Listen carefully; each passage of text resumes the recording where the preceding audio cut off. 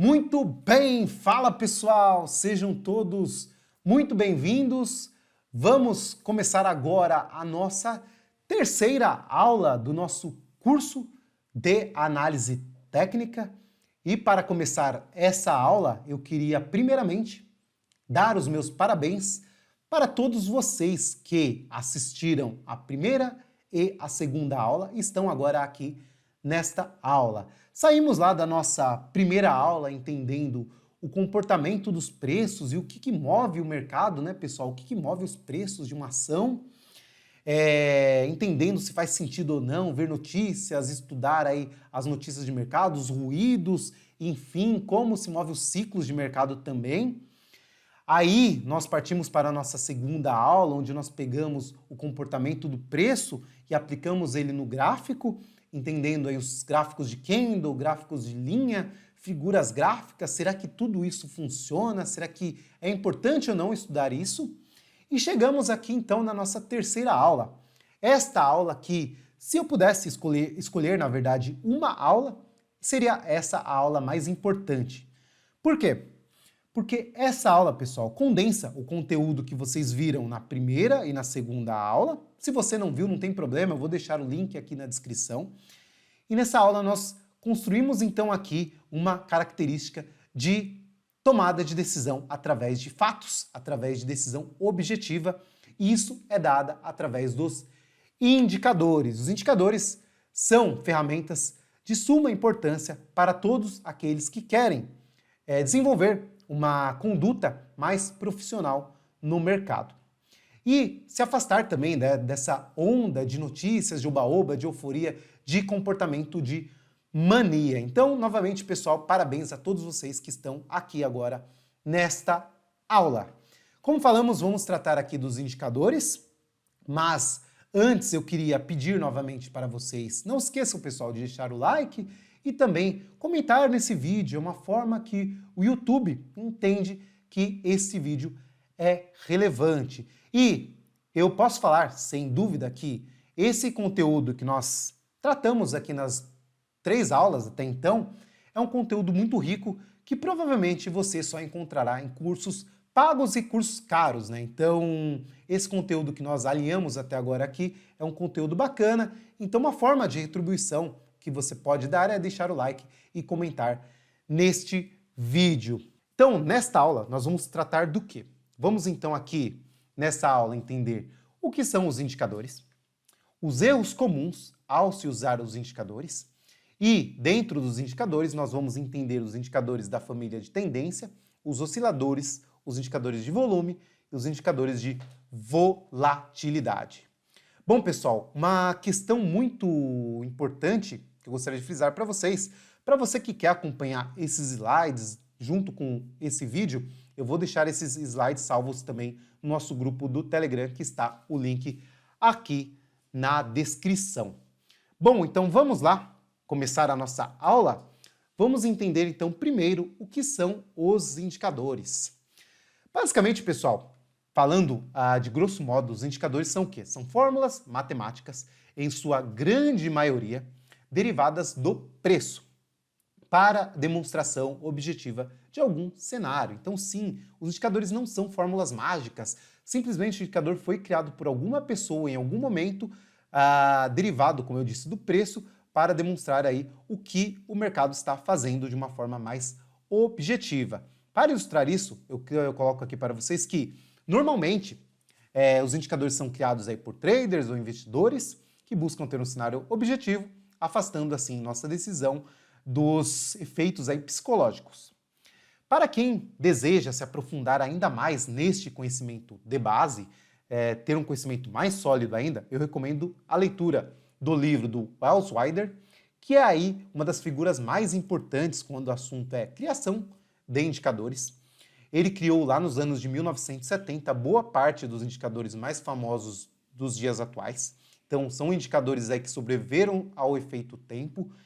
Nesta aula aqui, por exemplo, metade quase dos indicadores foram criados por ele. Então, esse livro aqui traz aí boa parte desses indicadores que ele criou lá naquela época.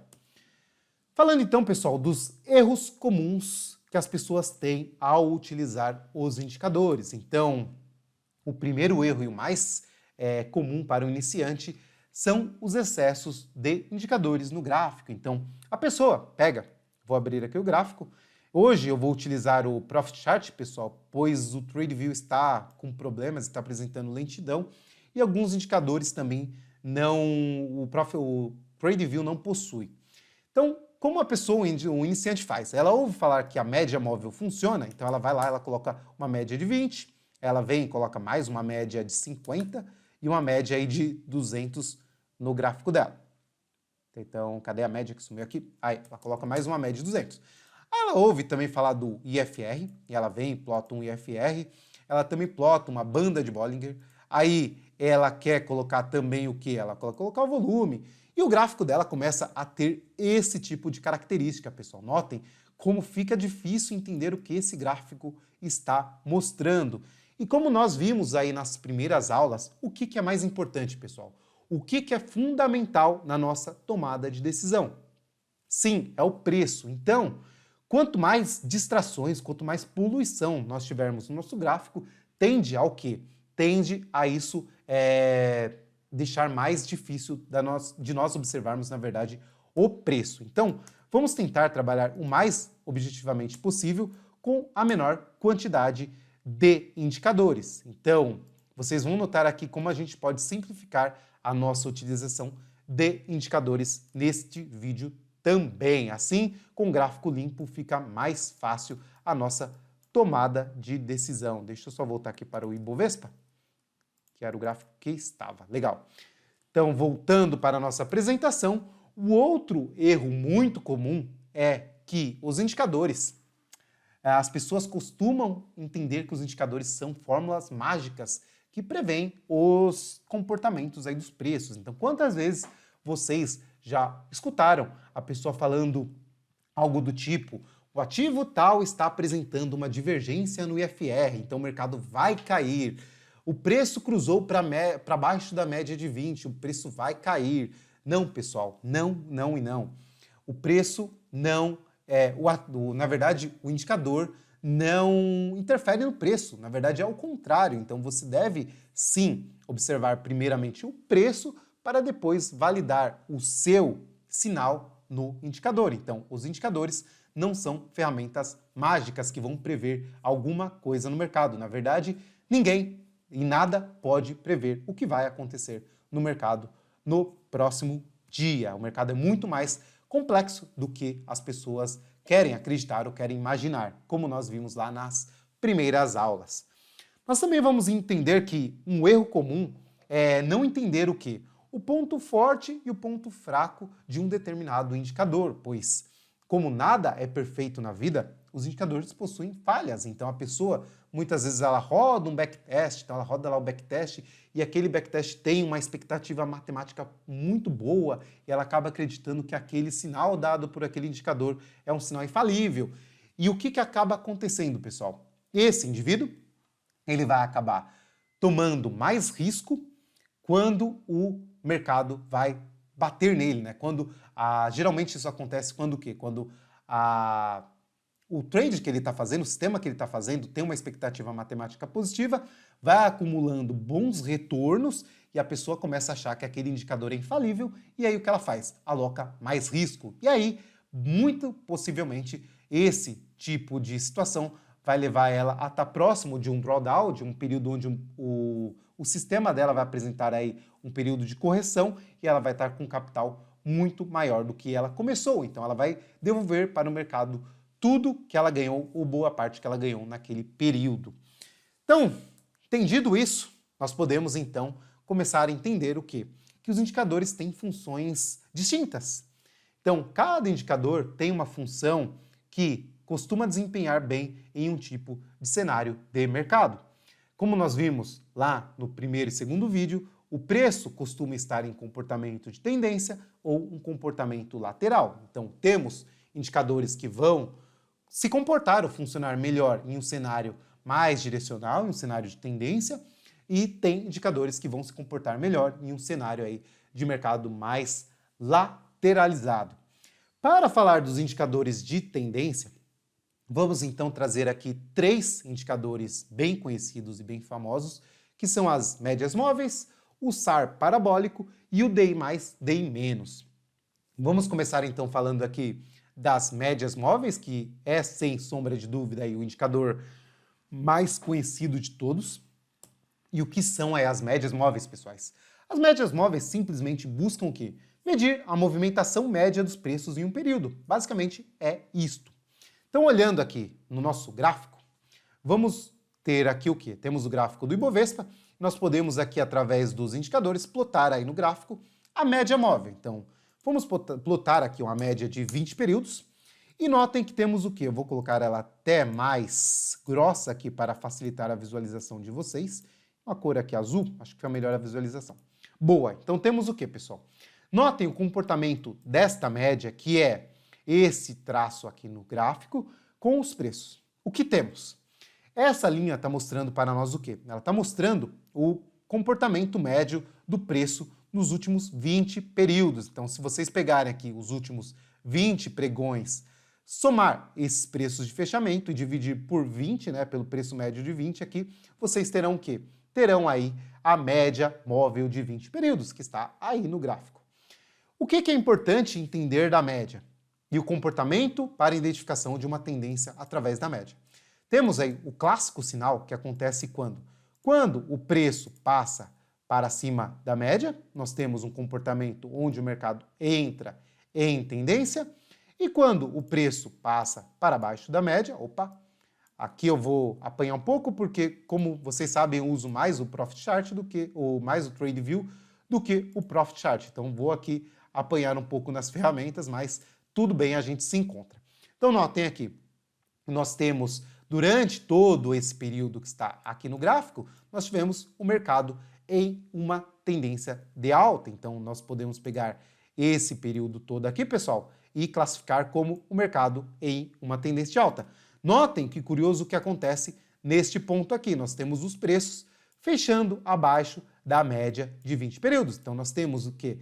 Tecnicamente falando e objetivamente falando, nós temos aí os preços abaixo da média, então sim, o mercado está dentro de uma tendência de baixa neste momento. Podemos também classificar as médias em seguintes tipos. Nós podemos ter uma média curta, onde ela vai nos trazer a tendência mais curta do mercado, então a tendência primária ou secundária. Nós temos também uma média mais longa, como por exemplo a média de 200 períodos, que nos dá a tendência primária de mercado. Então notem como essa média ela é mais sólida aos sinais que acontecem ao entorno dela, e nós temos o quê? O preço permanecendo por muito mais tempo acima ou abaixo da média. Então notem, geralmente como nós vimos dentro de uma tendência primária, os preços são mais difíceis, né? O comportamento do preço é mais difícil de ser mudado, então, enquanto nós temos uma tendência sólida primária, nós temos o quê? O preço corrigindo, mas sem destruir essa tendência. Então, notem aqui, durante esse período aqui, nós marcamos aqui, ó. Ah, não vai dar certo isso, deixa eu pegar... Como eu posso fazer isso agora? Posso pegar, será que assim? Aqui, aqui, não... Não, deixa eu ver como eu posso fazer isso agora. Aqui. Não também. Apanhando um pouco da ferramenta. Agora foi, ó. Então, dentro desse período até o cruzamento da média aqui, nós tivemos o quê?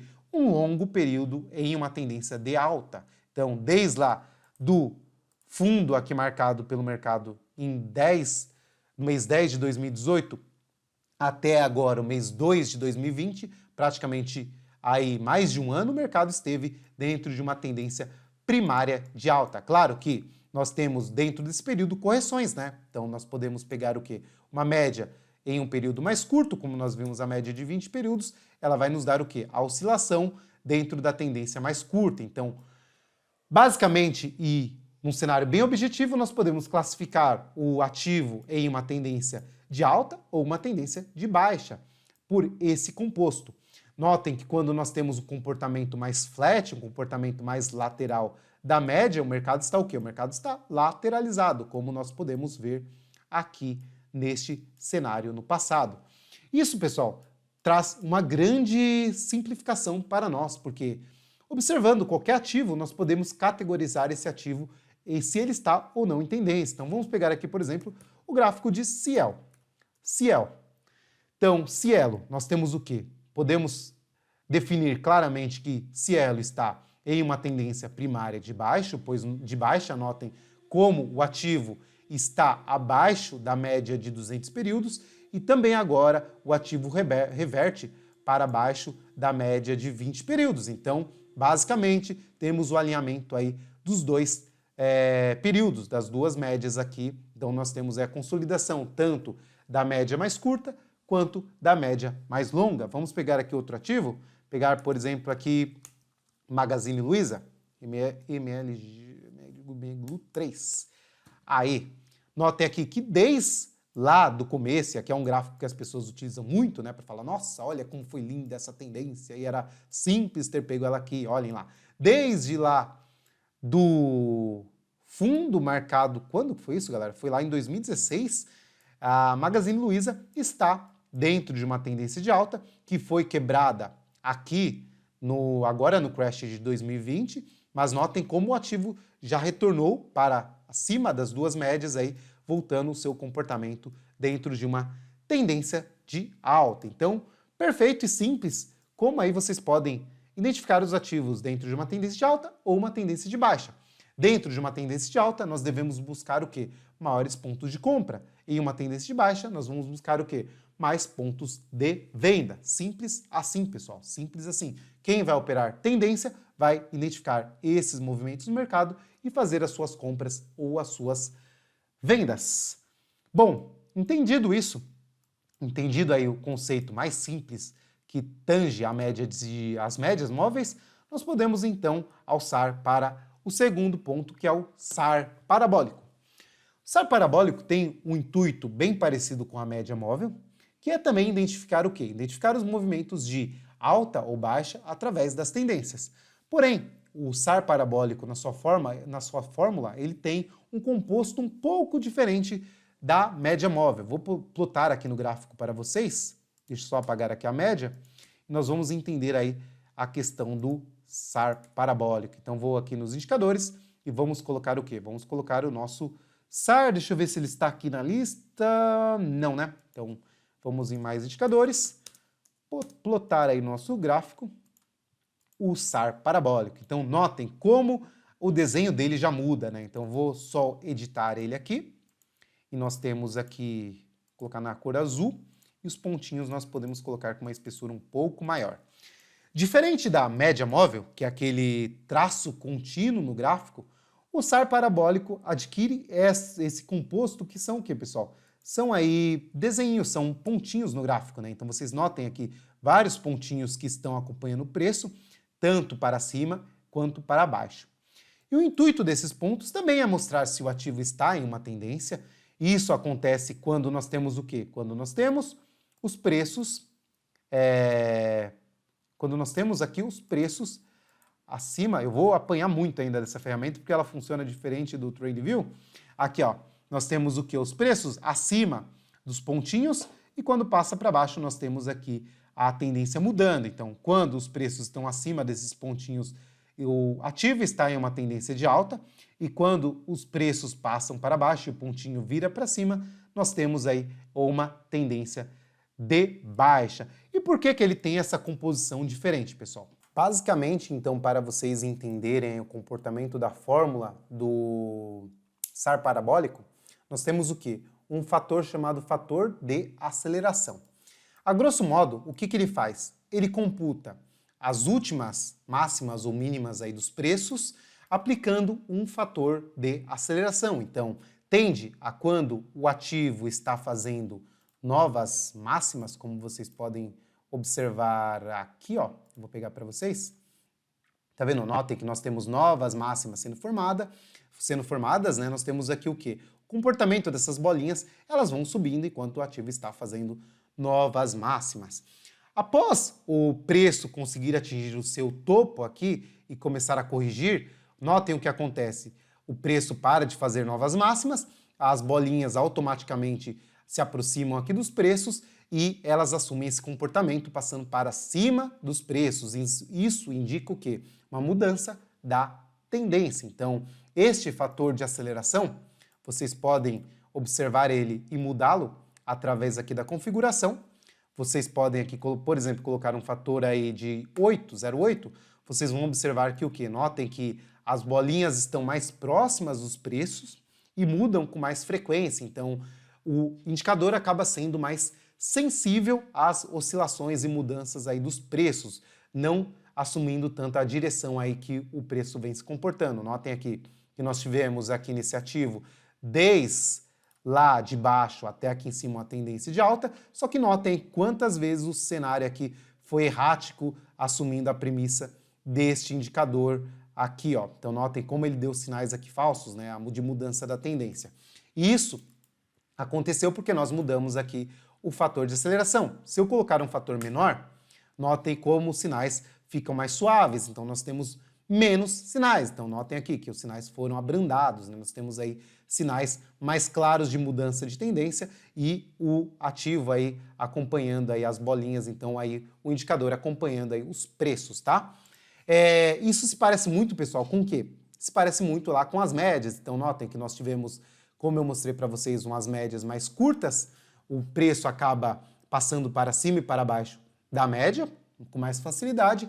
Quando você assume aí uma média mais longa, você tem o quê? O preço se comportando melhor dentro daquela média. Então, aqui o que cabe para vocês é o quê? Identificar nos ativos e fazer os testes de qual que é a configuração que mais combina com aquele ativo em específico. Bom, então, entendido o SAR parabólico, nós podemos então passar aí agora a falar... Deixa eu só ver uma coisa aqui. Ah, beleza. Podemos passar e falar agora do DI+, DI-, que é um indicador bem bacana, pessoal, de tendência, porque ele assume aí premissas diferentes do SAR ou até mesmo das médias móveis e da grande maioria dos indicadores de tendência. Eu vou mostrar para vocês o porquê. O DI+, DI-, ele tem um comportamento parecido com o True Range, ou seja, ele mede a oscilação dos candles para identificar uma tendência. Então ele mede as máximas e as mínimas dos candles de um período e identifica se o ativo está em uma tendência ou não. Bom, eu vou apagar aqui o SAR e plotar aqui para vocês o DI+, DI-. Notem que para começar ele já aparece aqui embaixo, numa configuração diferente, né? Eu vou colocar aqui para vocês verem ele numa forma mais clara. Eu vou colocar aqui quando o DI+ estiver para cima, quando o DI+ eu quero indicado na cor verde e o DI- eu quero aí numa cor vermelha. Então vou colocar aqui para vocês, alterar a espessura. Pronto. Então nós temos o que aqui, pessoal? O que mede essa linha verde? Primeiramente, essa linha verde está medindo o quê?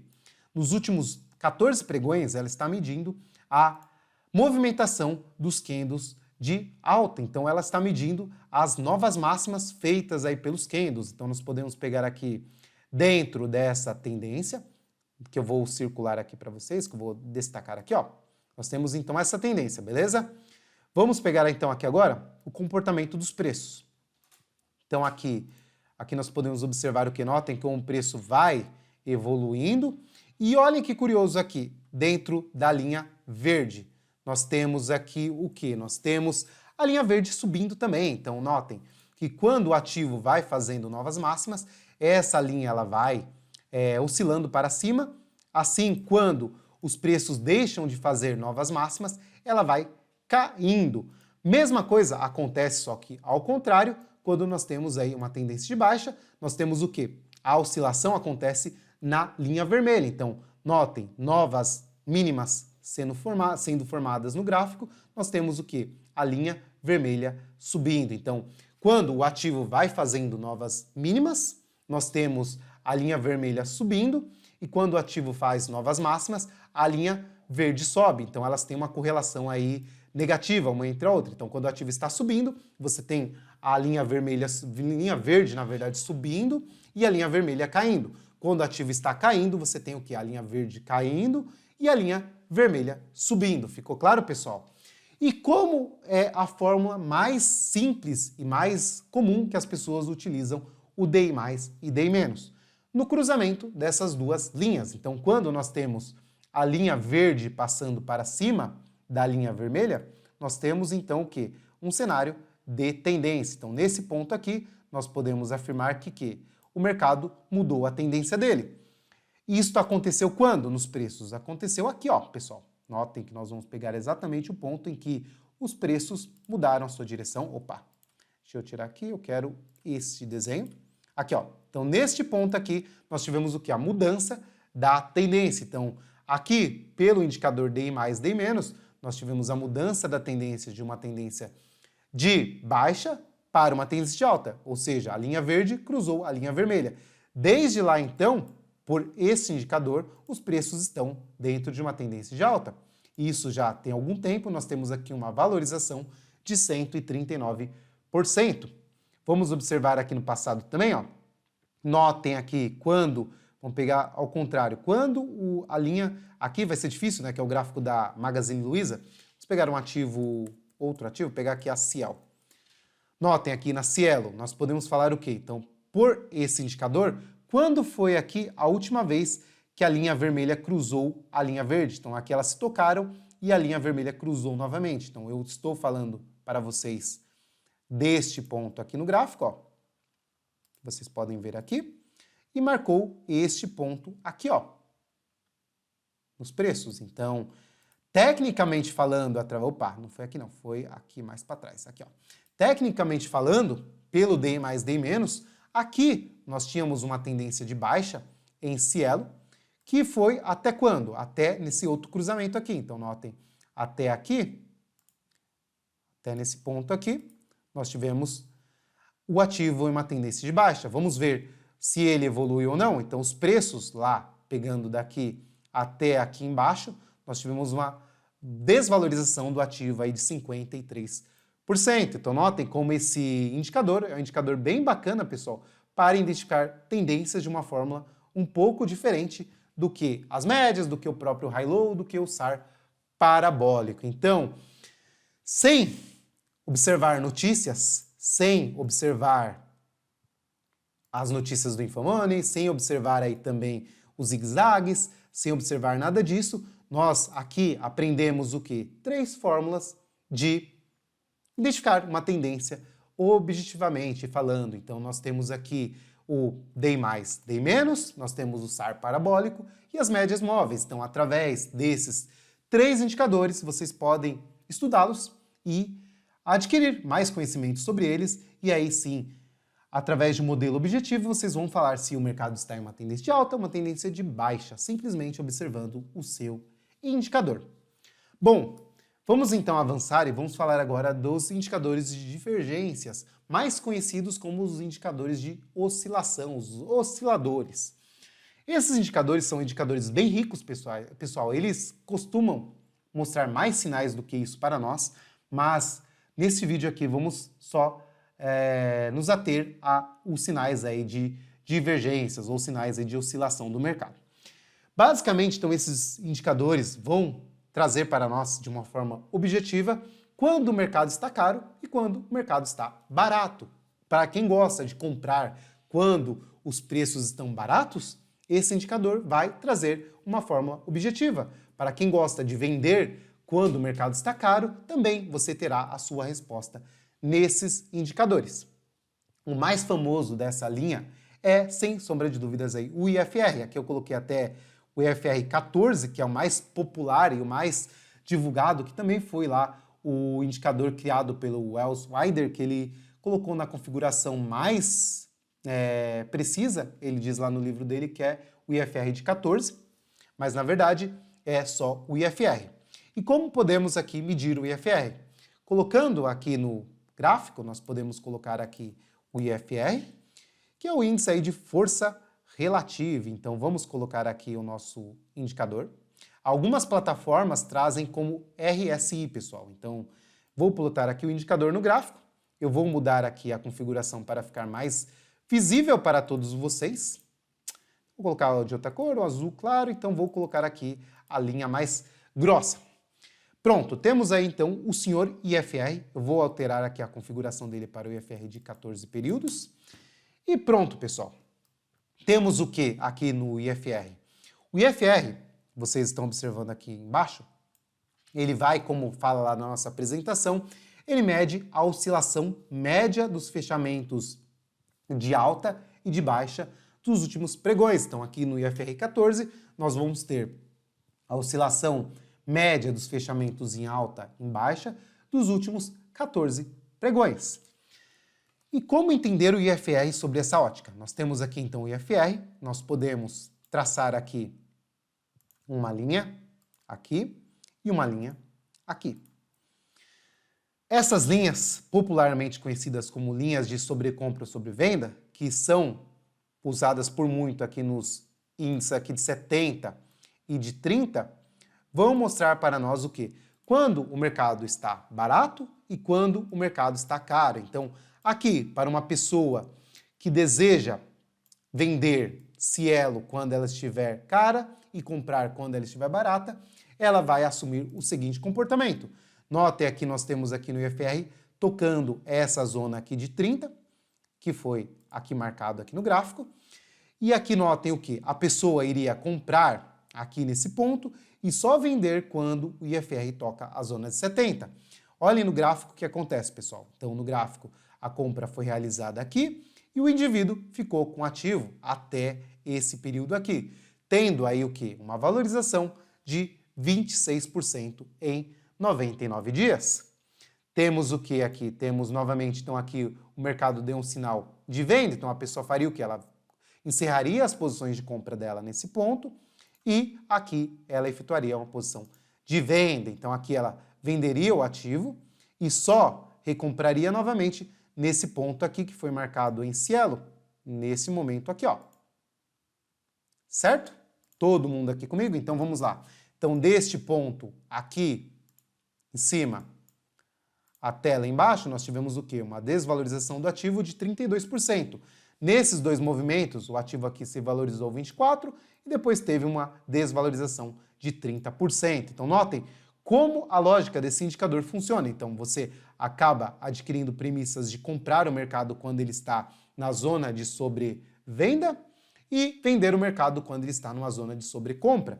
Vamos pegar aqui o Ibovespa, vocês vão olhar, principalmente no gráfico semanal, pessoal, esse indicador dá sinais bem relevantes. Então, pegando aqui no Ibovespa, vamos pegar aqui lá a banda de 70, que está marcada aqui em cima. Pronto, e nós vamos pegar também a banda inferior, que é a banda aqui de 30. Então, precisamente nós temos o Ibovespa nesse desenho. Notem que curioso, quando que o indivíduo iria fazer compras no Ibovespa? Aqui embaixo, né, pessoal? Então nós temos aqui, o sinal foi dado aqui no IFR, e o indivíduo faria a compra dele neste ponto aqui do gráfico, então foi aqui, exatamente aqui, ó, seria a semana onde o indivíduo buscaria por compras. Basicamente aqui ele pegou quase o final do movimento de baixa e do crash. Este indivíduo estaria ainda comprado no mercado e só iria vender as suas posições quando o ativo chegasse a tocar a banda superior de 70. Deste ponto aqui, assumindo que a pessoa fez uma compra aqui, até lá nós tivemos aqui um movimento de valorização de quantos por cento? Vamos pegar aqui, então nós pegamos daqui e arrastamos para lá, nós temos aí uma valorização de 36% em 110 dias. Olhem que curioso, se nós voltarmos no gráfico, nós tivemos os pontos aqui de sobrevenda marcados em pontos bem relevantes. Então notem aqui, lá no crash aqui de 2008, nós temos aqui um ponto de compra sendo marcado aqui no gráfico e também validado aqui pelo IFR. Se nós voltarmos um pouco mais, o nosso fundo lá que foi marcado em 2000... peguei errado. Peguei, na verdade, aqui, pessoal. Na verdade, 2016 aqui. Aqui foi o período de 2008, na verdade. Olha, no crash de 2008, nós tivemos o sinal aqui do IFR e a pessoa, o indivíduo que operava esse tipo de sinal, fez a sua compra aqui embaixo, de acordo com o sinal dado pelo IFR, e só foi vender suas posições aqui, ó, nesse ponto do IFR, marcado aqui, ó, quando tocou o ponto de 70. E isso deu uma valorização para o indivíduo de nada mais, nada menos que 99% em menos de um ano. 99% em menos de um ano. Se nós rodarmos o gráfico para frente, nós vamos ver o quê? Nós vamos ver o mesmo cenário aqui, ó. Aqui nós temos o quê? Em 2016, o período de baixa aqui brasileiro, marcado nesse ponto, que vocês estão vendo aqui, e notem o sinal dado pelo IFR. Nós tivemos o quê? Nós tivemos também essa oscilação, onde o indivíduo compraria nesse ponto e venderia apenas neste ponto aqui de cima. Então nós tivemos o quê? Um movimento de alta, lá do fundo até aqui, movimento de alta aí de cerca de 47%. Então notem como no semanal esses sinais são bem relevantes para a compra e venda de um ativo. Claro, pessoal, tem movimentos onde isso se torna um pouco mais difícil, como nós falamos, o mercado não é sempre tão previsível assim. Então aqui nós temos o quê? Nós temos períodos onde o mercado fica em queda, então aqui notem como o setup não funciona tão bem. Outro ponto que esse sistema não funciona tão bem assim é em ativos, pessoal. Então pegando aqui o caso de Magazine Luiza, nós tivemos aqui Magazine Luiza o quê? Um ativo em uma sólida tendência de alta. Em ativos em uma sólida tendência de alta, osciladores não funcionam, não são feitos para isso. Então aqui em Magazine Luiza, em todo esse período aqui onde a pessoa, seguindo a tendência, teria uma valorização aí de mais de 1000%, notem o que aconteceu. A pessoa assume a premissa dela de vender quando o ativo toca a zona de 70, o que acontece? Ela simplesmente perde todo esse movimento, porque notem que o ativo não volta lá para a banda de 30, não gerando uma nova compra para essa pessoa. Então essa pessoa vendeu e ficou fora de toda essa valorização. Mesma coisa acontece em ativos em queda. Então se nós pegarmos aqui o caso da Oi, nós podemos pegar aqui a Oi, vocês vão observar que a Oi, em uma longa tendência de queda, nós temos o quê? Vários sinais aqui dando que compra, e aí o indivíduo que acaba comprando nesse momento amarga aí um longo prejuízo dentro desse ativo. Então, eu costumo observar e utilizar mais esse tipo de sinais, pessoal, em ETFs, porque em ETFs é uma carteira mais dividida, mais aí segmentada, e não temos um risco tão grande como aqui de ver um caso aqui como o Oi, que é um ativo praticamente virar pó. O ETF ele tem aí a premissa de se reciclar ao longo do tempo. Bom, então falamos aí do IFR. Então o IFR ele vai medir a média dos últimos movimentos. E temos também o estocástico, pessoal. O estocástico funciona de uma maneira bem parecida com o IFR, porém, em vez de pegar as médias dos fechamentos de alta e baixa, ele pega o preço atual e faz a comparação do preço atual com as máximas e mínimas recentes. Então, se vocês tirarem aqui do gráfico o IFR, vamos colocar agora o estocástico, vocês vão observar que o estocástico tem a mesma premissa. Então, aqui pegando o estocástico, notem que o estocástico também tem esse conceito de oscilação. Então, se vocês pegarem aqui o mesmo conceito, nós podemos também observar aqui o que? O ativo marcando bandas de sobrecompra e bandas de sobrevenda. Isso também funciona bem aqui. A diferença principal entre o estocástico e o IFR é a questão aí da comparação dos fechamentos com a média. Então, costuma as pessoas utilizarem mais o IFR para encontrar divergências de preço do que o próprio estocástico, pois ele pega uma média aí do período. Um ponto curioso de ser observado também esses dois indicadores é para observar o quê? Se o mercado está fazendo, como eu disse, as divergências. Então notem aqui, a gente costuma observar o quê? Aqui, se o desenho do estocástico está seguindo os preços. Então notem que aqui, por exemplo, em Oi, nós podemos pegar aqui, em Oi nós temos o quê? O ativo subindo, fazendo aqui novas máximas, e isto acontece também no estocástico. Então, se nós pegarmos aqui no estocástico, notem aqui, novas máximas sendo formadas. Normalmente, acontece bastante disso, mostrar uma divergência. Então, quando o preço faz novas máximas e o indicador não acompanha, isso denota fraqueza do movimento. Então, vamos tentar pegar aqui um caso do Ibovespa. Então, aqui, nesse crash, nós tivemos aqui uma divergência. Deixa eu observar. Então, aqui nós tivemos aqui o último rompimento, e aqui também o estocástico, ao meu ver, também sinalizando também um rompimento. Aqui não tivemos uma divergência. Aqui também, essas divergências são mais comuns de ser observadas no diário. Então, se nós pegarmos aqui no diário, vamos ver aqui, ó. Aqui o mercado aqui fazendo topos mais altos e aqui topos mais baixos no estocástico. Aqui, pessoal, nós tínhamos uma divergência no estocástico. Então, se nós pegarmos aqui, ó, marcar esse ponto, aqui tinha uma divergência de baixa e aqui o preço fazendo novas máximas. Então, notem aqui uma divergência entre o estocástico e o preço. Também é utilizado para isso, mas aqui eu queria que, se vocês pudessem gravar apenas um conteúdo, fosse esse. Então, entre os indicadores de divergências ou oscilação, tanto o estocástico quanto o IFR, aqui o IFR 14, mais recomendado para este uso, vocês podem observar principalmente ETFs, principalmente índices, para identificar períodos de sobrecompra, períodos de sobrevenda. Vamos então, pessoal, entrar agora nos indicadores de volatilidade. Então, nós já aprendemos como identificar a tendência através de um indicador e também aprendemos como identificar aí a oscilação e agora nós vamos aprender como identificar a volatilidade. Para isso, nós temos aqui selecionado 3 indicadores, que são as bandas de Bollinger, a volatilidade histórica e o True Range.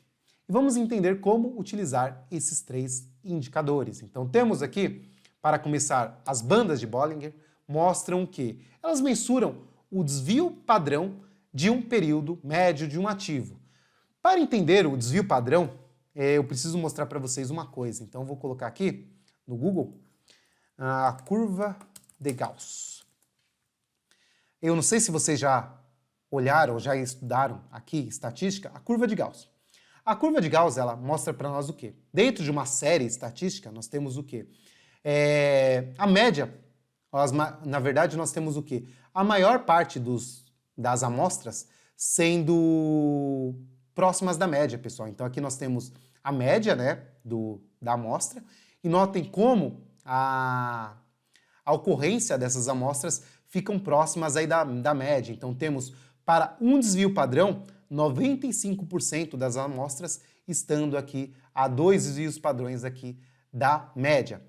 Para um desvio padrão, nós temos 68% de confiança. Para 3 desvios padrões, nós temos o quê? 99,73% das amostras aqui dentro de 3 desvios padrões. Então, por que é tão importante aprender isso? Dentro de uma amostra, então, se selecionar uma amostra de preços, uma amostra de pessoas, por exemplo, vamos pegar aqui, se você selecionar a sua cidade, 100 pessoas, e medir a média da altura dessas pessoas. Então, você vai ter o quê? Você vai ter normalmente as pessoas com 1,90 m, com 1,70 m, com 1,50 m, mas provavelmente, se for no mesmo país, você vai ter ali a média das pessoas atrelada aí a uma estatura média. Então você vai ter, provavelmente, se for homens aí, a estatura média do brasileiro em torno aí de 1,75 m, 1,80 m, 1,75 m a 1,80 m no máximo aí. Para mulheres isso diminui um pouco, e você vai ter o quê? Você vai ter aí as exceções, né, que fogem da curva. Então você pode pegar um anão, que vai lá estar medindo 1,20 m, mas quantos anões você vai ter nessa amostra? Você vai ter pouquíssimos, né? 1 ou 2. E você vai ter também aí as pessoas muito altas. Você pode pegar aí um exemplo de uma pessoa que tem 2,30 m de altura. Essa pessoa vai ser aqui também saindo aqui da nossa curva. Então ela vai ser aqui a ponta, né? A ponta da curva, tanto para o lado de cá, tanto para o lado de lá. Isto acontece também, pessoal, no mercado financeiro. Porém, eu preciso dizer para vocês o quê? Que, deixa eu só plotar aqui na verdade aqui a média não, deixa eu plotar aqui, excluir todos os desenhos. Eu vou plotar aqui para vocês agora a banda de Bollinger. Então vamos pegar aqui o indicador. Eu quero pegar agora aqui as bandas de Bollinger. Então vou lá, nós temos aqui no Ibovespa as bandas plotadas. Eu vou desenhar aqui de uma forma melhor elas, porque senão elas vão ficar bem ruins aí de ser vistas por vocês. Então, se nós pegarmos aqui a banda, nós vamos pegar aqui o tracejado dela, eu quero um tracejado contínuo. E aqui também, eu quero nas linhas, eu quero uma cor azul. Cadê o azul? E aqui um tracejado também maior. Pronto, pessoal. Então, aqui o que nós temos no gráfico? Aqui está mensurando, nesta linha verde que vocês estão observando aqui, vocês têm a média comum, como nós já vimos, e nós temos aqui, tanto na banda superior e banda inferior, o quê? O desvio padrão dessa amostragem. Então aqui nós temos o quê? Para uma amostragem de 20 períodos, se eu não me engano, para uma amostragem de 20 períodos, nós temos o quê? A média, e nós temos também o desvio padrão dessa média. Então, tanto para a ponta de cima, quanto para a ponta de baixo. E estatisticamente falando, nós deveríamos esperar o quê? Dentro dessa média, dessa amostragem, o preço só poderia ir até aqui, a banda superior. Aqui nós estamos com 2 desvios padrões, então, lá observando a nossa curva de Gauss, para 2 desvios padrões, eu poderia afirmar para vocês que, com 95% de certeza, o preço iria oscilar entre a banda inferior e a banda superior. Então aqui, nesse exemplo que eu vou pegar aqui, ó, nesse ponto, nós tínhamos o quê? O preço cotado em 95 mil pontos, 95.735 pontos, e eu poderia afirmar para vocês que, dado a essa amostra de 20 períodos, a oscilação máxima tolerada pelo preço com 95% de certeza seria na banda superior de 97.972 pontos ou na banda inferior de quantos? De aí 94.741 pontos. E notem como o preço assume essa característica, né? Normalmente nós temos o que? O preço vindo aqui e tocando a banda superior e regressando para a média. É isso que a banda de Bollinger mostra. Porém, pessoal, quando nós observamos esse conceito estatístico, nós precisamos, na verdade, distinguir o mercado entre as amostras mais conhecidas como as amostras do médio-cristão e as amostras do extremistão, cunhadas aí pelo Taleb nos seus livros. E o que isso significa? Significa que em amostras como amostras de altura, amostras de peso, você não vai encontrar um ser humano com uma altura de 5 metros, nem com uma altura de 30 centímetros, ou seja, a amostra ela tende a ter um padrão de confiabilidade muito maior, porque não existe amostras fora da curva.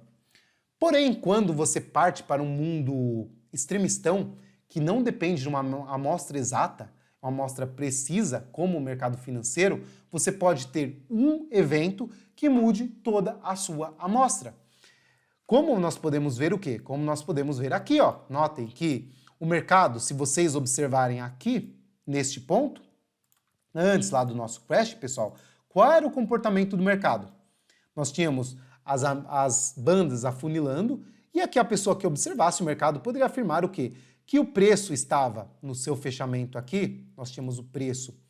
Neste ponto, nós tínhamos aqui o preço fechando em 114.586 pontos, e a pessoa olharia isso aqui e falaria, bom, para os próximos pregões, eu esperaria uma oscilação máxima de 117 mil pontos ou de 112 mil pontos.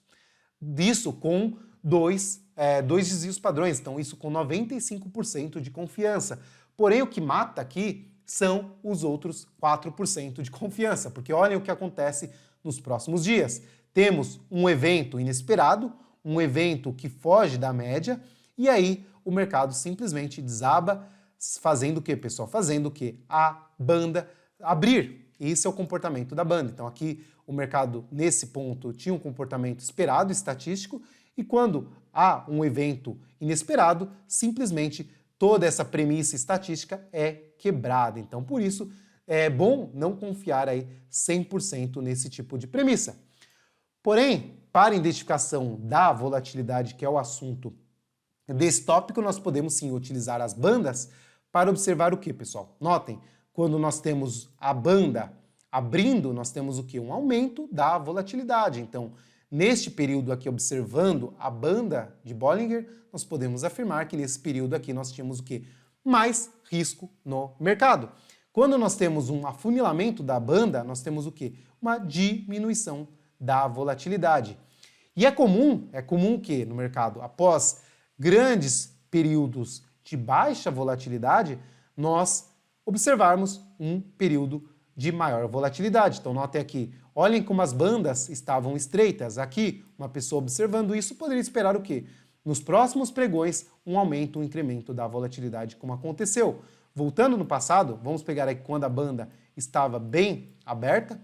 Nós podemos pegar aqui, ó, notem aqui, ó, a banda estava bem aberta aqui e tende a acontecer o quê? A banda ir afunilando e reduzindo a sua volatilidade. Então está aqui, pessoal, um comportamento interessante aí das bandas de Bollinger. E notem como o preço acompanha a banda aí na maior parte dos casos, levando sempre em consideração que vocês devem considerar que, às vezes, e mais comumente do que seria esperado estatisticamente, o mercado vai fazer movimentos como esse aqui, quebrando todo mundo que apostaria num movimento mais estatístico, mais confiável aí na amostra de mercado. Bom, então, nas bandas nós temos esse comportamento, nós podemos então falar agora da volatilidade histórica. Na volatilidade histórica, nós mensuramos o quê? A média, quando os preços se afastam da média, isso também baseado no desvio padrão médio. Então, a volatilidade histórica, pessoal, vai mostrar para vocês o quê? O comportamento dos preços, na verdade, o comportamento da volatilidade em um determinado período. Então, se eu pegar aqui também nos indicadores, nós vamos plotar aqui a volatilidade histórica, que está inserida aqui no nosso gráfico. E nós podemos configurar ela também, aqui eu vou deixar ela mais aparente para vocês, também numa espessura maior. E temos aqui a nossa volatilidade. Então aqui, observando o gráfico, vocês também podem observar o quê? Que o comportamento médio da volatilidade ele é composto pelo quê? Spikes, né, grandes períodos aí de um aumento da volatilidade, e depois nós temos uma regressão da volatilidade, como nós vimos nas bandas. Então aqui vocês podem mensurar a volatilidade do mercado. Então notem aqui, após o mercado fazer esse grande movimento aqui, que foi o nosso crash, né? Notem o que aconteceu, uma redução da volatilidade. Neste ponto aqui, pessoal, é importante frisar o quê? Haviam muitas pessoas aqui nesse ponto buscando comprar o quê? Opções. E uma da composição das opções é a volatilidade. Então, não adianta você comprar ou vender opções quando o mercado está muito volátil. Você vai simplesmente ver as suas opções aí virando pó, porque quando o mercado reduz a sua volatilidade, tem também aí a redução do preço da opção. Isso é um assunto mais técnico que nós não vamos abordar aqui agora, mas para vocês terem esse tipo de conceito, o que é importante frisar para vocês é o quê? Quando nós temos um aumento da volatilidade, o esperado é um retorno desta volatilidade. Quando nós temos uma redução da volatilidade, o esperado seria o quê? Seria o mercado ter um movimento direcional novamente. Notem aqui no Ibovespa, nós temos o quê? Depois do crash que nós tivemos, o mercado está novamente se aproximando da sua volatilidade média histórica. Então, seria esperado, se o mercado ficar mais algum tempo aí lateralizado, um período de movimentação direcional novamente no nosso Ibovespa, pessoal. Então, basicamente, volatilidade é isto. E para terminar os indicadores, nós podemos falar aí do True Range, que é o indicador mais bacana desses que eu gosto de utilizar, quando o assunto é observar a volatilidade. Por quê?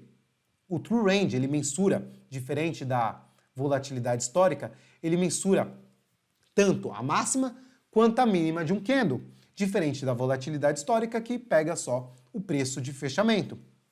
Então, o True Range, além de mostrar aqui a oscilação da volatilidade, ele vai nos dar isso através do fator nominal e também do comportamento diário dos preços. Então, deixa eu apagar só esses desenhos aqui, para ficar mais limpo o nosso gráfico. Então, pessoal, aqui, ó, dentro do Ibovespa, se eu colocar aqui o True Range, vocês vão ter o quê? True Range. Aqui, plotado no gráfico, nós temos o nosso indicador. Eu vou também dar uma modificada nele para vocês poderem visualizar ele melhor. Vamos colocar ele aqui em espessura 4. O que o True Range está mostrando para nós, pessoal? Ele está mostrando, basicamente, aqui na configuração de um período, está mostrando a oscilação média dos preços em um período, então, em um candle. Qual a oscilação média dos preços em um candle? Nós temos aqui a variação de 1.153 pontos no Ibovespa. Então, aqui nós temos essa variação atual do Ibovespa. Então, esse candle aqui passado teve essa variação. Porém aqui o que vale a pena pegar é uma amostra maior. Então se nós pegarmos aqui uma amostra de 20 períodos, nós vamos ter o quê? Nós vamos ter o comportamento da volatilidade diária do preço dos últimos 20 dias. Então notem aqui como também o mercado fez lá aquele grande movimento e notem aqui naquele movimento a espessura dos candles, não é verdade? Olhem aqui, ó, quão grandes estavam os candles, isso demonstrado também por um indicador. Nós temos então aí o mercado reduzindo a sua volatilidade. Pegar em outro gráfico aqui, vamos pegar, por exemplo, Itaú, ITUB 4. Aqui, ó, em Itaú, nós tivemos também um aumento da volatilidade e agora o preço está variando na sua média dos últimos 20 dias, 92 centavos. Isso aqui, pessoal, é um baita do insight para a criação do quê? De stops. Stops. Por quê? Você não pode colocar o seu stop desrespeitando a volatilidade do ativo, porque você pode simplesmente ver um sinal gráfico como esse, um rompimento aqui do ativo, e observar esse rompimento e colocar seu stop aonde? Você poderia colocar o seu stop aqui embaixo, só que notem a incoerência disso. Aqui, nesse período, o mercado estava aqui oscilando R$ 1,10 nos últimos 20 dias. E notem aqui o seu stop do ponto de compra até a mínima desse candle não tinha esse R$ 1,20, ou seja, você não estava respeitando a volatilidade média do ativo. O comum acontecer quando as pessoas fazem esse tipo de erro é o que? O mercado no outro dia ir estopar a pessoa. Isso não aconteceu, não é verdade? O ativo evoluiu, mas isso é muito comum de acontecer quando a gente não respeita a volatilidade média dos preços, pessoal. Então, o True Range é muito bacana, não só para a identificação da volatilidade atual, mas também para cálculos de stop, porque ele também dá aqui o valor nominal. Bom, então vamos agora, terminando aqui os nossos indicadores, eu queria trazer para vocês os últimos indicadores, que são o quê? Os indicadores de volume. E por que é tão importante, pessoal, entender a questão do volume? Então, vamos entender aqui o volume financeiro, que mostra para nós o quê? O comprometimento dos participantes. Então, se aquele movimento que os preços estão fazendo está ou não com volume. Isso vocês podem observar aqui no gráfico. Se nós plotarmos aqui no nosso gráfico o indicador de volume financeiro, então notem aqui, está plotado no gráfico, a média, na verdade não, aqui nós temos o indicador de volume e nós temos aqui o comportamento do volume do ativo, aqui nós temos o comportamento de TUB dos últimos dias. E notem, pessoal, como nós temos o quê? Nós temos um aumento do volume aqui quando o mercado caiu e agora aqui o mercado não consegue voltar aqui para esse volume. Porém, este foi um evento atípico. Nós temos o que aqui? Nós temos depois o mercado voltando à sua média. Normalmente, o que é importante observar, quando nós temos um sinal como esse, um rompimento, é interessante, como diz a teoria de Dow, que este movimento que nós estamos vendo aqui de rompimento, seja acompanhado do quê? De volume, pessoal. Então notem aqui, esse rompimento teve um volume acima da média dos últimos dias e o preço acompanhou aí o sinal dado. Esse é um fator importante, então todo o sinal gráfico dado pela premissa de Dow deve ser acompanhado de volume. Um outro sinal importante que nós podemos acompanhar do volume é validar uma tendência. Então, normalmente, uma tendência de alta sólida, eu vou colocar aqui no semanal, que aí a mensuração fica melhor para nós observarmos. Deixa só o ativo carregar aqui. Ué, não foi? Deixa eu pegar outro ativo, pegar a própria Cielo. Nós já observamos. Ué, caiu, deixa eu... não está conectado? Deixa eu pegar o Ibovespa, ver se ele abre, porque parece que caiu a conexão. Bom, aqui abriu no Ibovespa. Notem, pessoal, normalmente uma tendência de alta, como nós estamos vendo aqui nesse momento, isso, pela teoria de Dow, deve ser acompanhado de um aumento do volume. Então, o volume deve acompanhar os preços. Então, aqui tivemos um aumento de volume, seria de se esperar um aumento do volume também aqui. Notem como isto acontece. Haverá momentos em que o quê? O volume não acompanha a tendência. Vamos pegar nessa outra faixa aqui também, pegar aqui nessa queda. Notem aqui, ó, em períodos de queda, nós temos o quê? Volume caindo, acompanhando o movimento aí de baixa, que está marcado aqui, certo? E aí, em tendências de alta, nós temos aí uma elevação do volume. Notem que aqui até isso aconteceu mais discretamente, então o indivíduo que por si só observava esse movimento aqui para validar essa tendência ficou meio em xeque aí, né, pessoal? Não tivemos aí uma grande evolução do volume dentro desse período aqui. Um outro ponto importante para observar volume, pessoal, é o volume aí do ativo que você está negociando. Então, vamos supor que você tem um capital operacional aí de R$1 milhão. E você quer comprar, aí não está abrindo o ativo? Deixa eu tentar trocar aqui, acho que o Magazine Luiza abre. Aqui. Vamos dizer que você quer comprar um ativo, você tem R$1 milhão. E você observa o ativo, ele tem um volume financeiro de R$30 mil. Você pode comprar esse ativo? É claro que não, né, pessoal? Você vai influenciar o mercado, sua ordem de compra ou de venda vai influenciar o mercado. Então, para efetuar as suas compras ou suas vendas, você deve observar o quê? Se o ativo possui volume condizente com o capital que você quer alocar. Então, precisamos, na premissa da análise técnica, que haja volume para ser confiável a análise técnica, porque 2, 3 pessoas movimentando um ativo não criam confiança naquele movimento. Agora, quando você tem um mercado desenvolvido, que milhares de pessoas compraram e venderam um ativo em um determinado tempo, você tem mais confiança nesse tipo de movimento. Ficou claro, pessoal? E para terminar a nossa aula de hoje, eu queria falar para vocês do OBV. O OBV é um indicador de volume que funciona com a acumulação e distribuição do volume. E como isso funciona, pessoal? Vou aqui tirar o indicador de volume e vou colocar aqui o OBV. O OBV, ele costuma validar as movimentações e até mesmo antecipar certas movimentações. Então, pelo OBV, e a fórmula do OBV, ela funciona da seguinte forma, pessoal. O OBV, ele acrescenta volume quando o ativo sobe e tira volume quando o ativo cai. Então, notem que essa linha aqui ela vai oscilando para cima. Por quê? Porque enquanto o ativo está subindo, está fazendo novas máximas, este indicador está somando o volume. Então, vamos supor que num dia X o ativo subiu R$1. Nesse mesmo dia, o volume dele foi de 100 mil. No outro dia, esse ativo subiu para R$2, então teve uma valorização de 100%. E o volume dele foi de mais 200 mil. Então nós tivemos aí um acúmulo de volume de 300 mil. Então 100 do primeiro dia com mais 200 do segundo dia. Vamos imaginar que no terceiro dia esse ativo caiu aí 10%. Então era R$3 o ativo, né? Ele subiu aí R$2 na verdade o ativo, ele caiu aí 20 centavos. Então o ativo foi para R$1,80.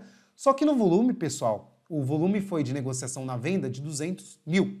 Então, o nosso volume, que era lá somado, esses dois volumes dos dias anteriores, vai ser descontado o volume desse dia. Então, o que acontece? Essa linha costuma oscilar quando o ativo está subindo e também aí, quando o ativo está caindo, ela costuma fazer movimentos de baixa. Como pode ser utilizado esse indicador aí para vocês identificar tendências ou não no gráfico, identificar distorções? Normalmente, o pessoal utiliza muito o OBV para identificar futuros rompimentos. Então, notem aqui, nesse ativo nós tínhamos aqui uma consolidação, como vocês estão vendo no gráfico. E aqui, o que o OBV indica? Ó, não houve rompimento ainda no OBV. Então, nós não tínhamos este movimento de rompimento validado pelo OBV. Então, há uma divergência aqui no OBV. Notem que aqui o OBV só supera a máxima que foi lá atrás muito tempo depois, né? Então aqui, uma pessoa que estava buscando pontos de venda ou pontos para encerrar sua posição, observaria esse movimento aqui com uma certa desconfiança. Ao pegar esse outro rompimento aqui, ó, aqui novamente nós temos um rompimento, ó, o OBV aqui no caso, ó, não dá o sinal antecipado. Só que no outro movimento, ó, o OBV não rompe também. Então nós temos aqui novamente uma divergência.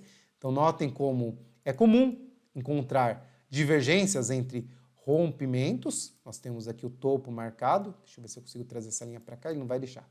Dane-se, então vou colocar aqui outra. Nós temos aqui o topo marcado e seria esperado o quê? Que o OBV acompanhasse o movimento. Olha lá, ele não acompanha, ele demora para acompanhar. Tem muitos traders, pessoal, que acompanham o OBV e costumam aí operar esse tipo de divergências dentro do OBV. Eu não utilizo, mas fica aqui como critério aí de curiosidade e também de conhecimento para todos vocês. Bom, pessoal, então eu creio que é isso. Chegamos ao final da nossa terceira aula com muito conteúdo, muito conhecimento. Eu espero que vocês tenham gostado.